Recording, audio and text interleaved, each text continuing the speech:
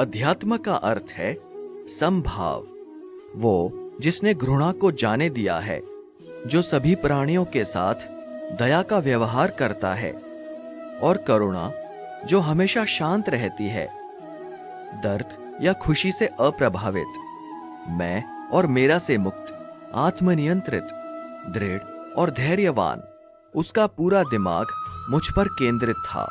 ये वही आदमी है जिसे मैं सबसे ज्यादा प्यार करता हूं। वो आदमी जो मुझे हर चीज में देखता है, वो जो एकता में निहित है। एहसास है कि मैं हूं हर प्राणी में।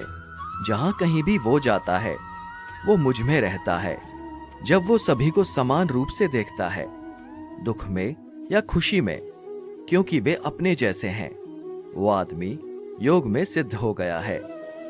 सुख और संकट की अस्थायी उपस्थिति और समय के साथ उनका गायब होना, सर्दी और गर्मी के मौसम की उपस्थिति और गायब होने की तरह है।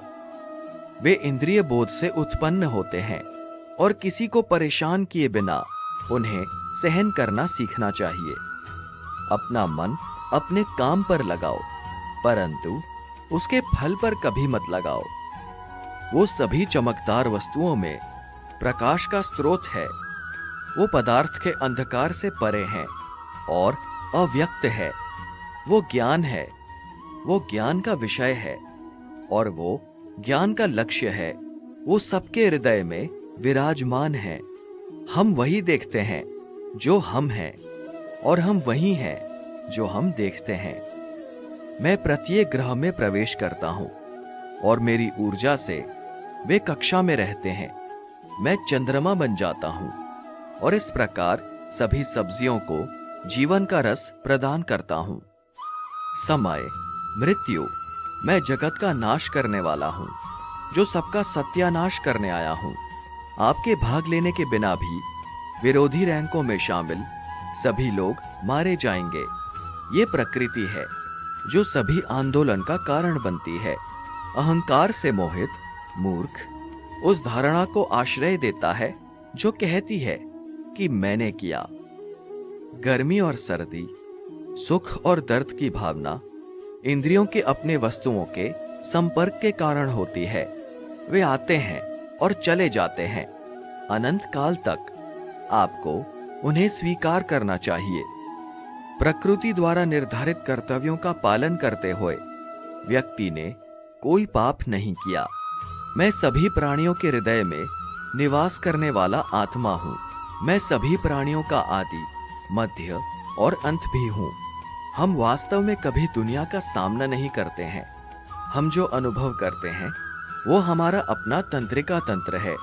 आपका अपने संबंधित कर्तव्य करने पर नियंत्रण है, लेकिन परिणाम पर कोई नियंत्रण या दावा नहीं है। असफलता का डर, भावनात्मक रूप से काम के फल से जुड़ा होना, सफलता की सबसे बड़ी बाधा है, क्योंकि ये मन की स्थिरता को लगातार भंग करके दक्षता को लूटता है। स्वार्थी कार्य दुनिया को कैद करते हैं। व्यक्तिगत लाभ के बारे में सोचे बिना निस्वार्थ भाव से कार्य करें। अपनी इच्छा की शक्ति से अपने आप को नया आकार दो। अपने आप को कभी भी स्व इच्छा से नीचा न होने दें। बुद्धिमान अपनी चेतना को एकीकृत करते हैं और कर्म के फल के प्रति आसक्ति को त्याग देते हैं। जब कोई व्यक्ति दूसरों के सुख दुख के प्रति इस प्रकार प्रतिक्रिया करता है जैसे कि वे उसके अपने हैं, तो उसने आध्यात्मिक मिलन की उच्चतम अवस्था को प्राप्त कर लिया है। हम जो कुछ भी हैं, वो हमने जो सोचा है उसका परिणाम है। हम अपने विचारों से बने हैं। हम अपने विचारों से ढाले जाते हैं। मैं ही सब प्राणियों के हृदय में सबका नियंत्रक होकर बैठा रहता हूं, और ये मैं हूं जो स्मृति, ज्ञान और अनुपातिक संकाय का स्रोत हूं।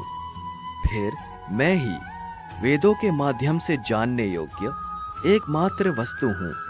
मैं ही वेदांत का मूल और वेदों का ज्ञाता हूं। ऐसा कोई समय नहीं था जब मैं नहीं था।